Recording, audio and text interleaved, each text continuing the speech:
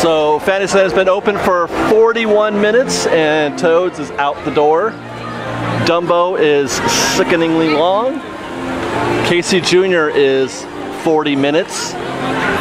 Let's go see what Storybook Land looks like. Just to clarify, I said 41 minutes. We've been open for 41 minutes and lines are already in the 40-minute territory for Fantasyland. For those waiting, oh my goodness gracious. Please make sure to finish all. Now the teacups aren't bad. That's a short line. That's children maybe under the age of one rotation or less. I guess you can't be less than one, huh? No more than one. How about that? Storybook Land looks jammed up though.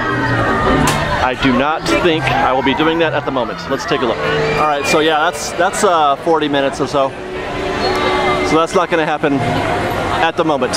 So last week we were talking about the Alice in Wonderland attraction being closed and the renovations that were going on, and we showed you the track portion of it, but my understanding is that they are also doing some interior upgrades to the animatronics.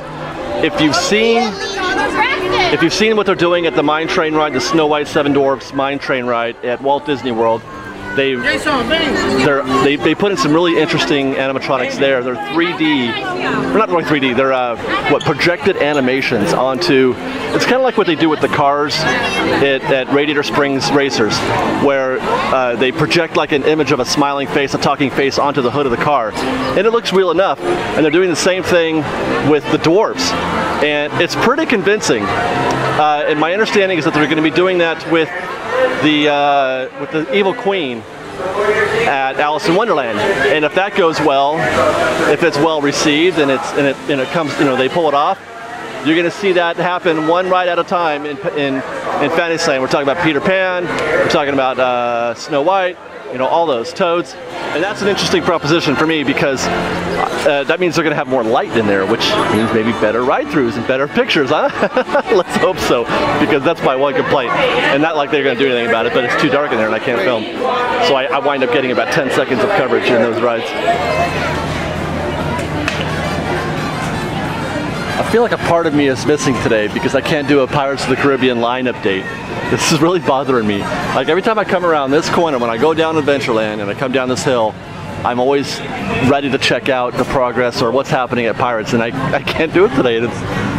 It's a weird feeling for me. I saw on the wakeboard that Big Thunder was closed, so we're gonna go check that out and see if it's still the case. So yes, Big Thunder is closed for now. They're saying it's temporary. It's gonna be back later today, but closed for now. So time for plan 2, and that'll be Splash Mountain Fast Passes perhaps. Let's go see what's going on in Critter Country.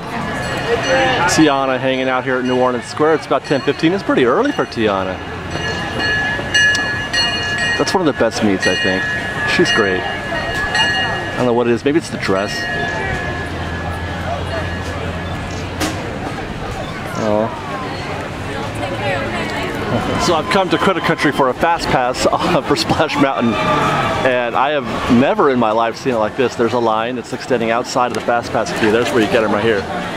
And it's going around and out, and I am the back of the line, or I was, or I still am, I guess, because I just got line cut, but that's cool. So the park has been open for just a little more than an hour, and the wait time is already more than an hour, 70 minutes.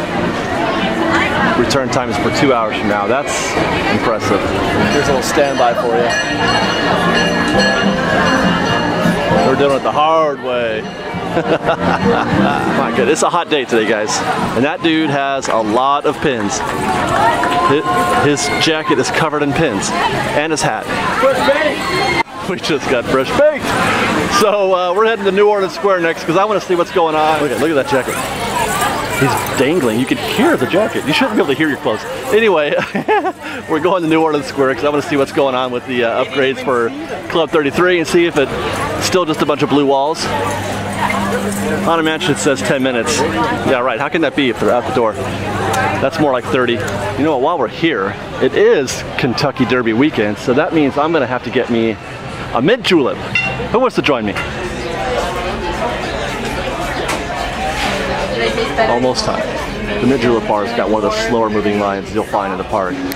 So there's our mint julep in honor of Kentucky Derby weekend. If you don't know, they drink a lot of those, you know, for the Kentucky Derby. So I feel like it's appropriate that we do that at least once a year. The mint julep is basically a mint Kool-Aid. It's minty lemon juice, basically. So it's not my favorite thing, but I like it enough that I can have that once a year.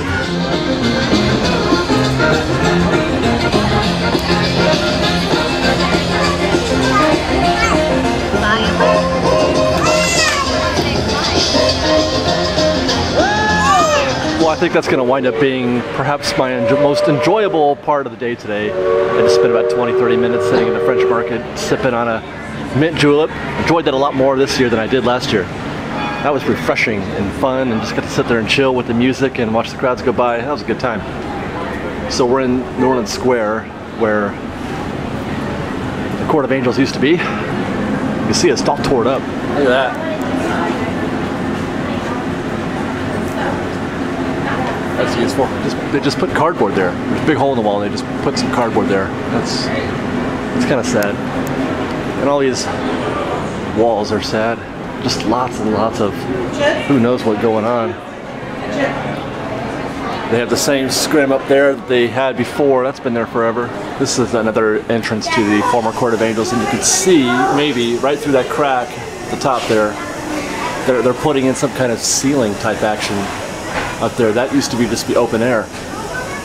So it could be like a roof or some kind of overhang.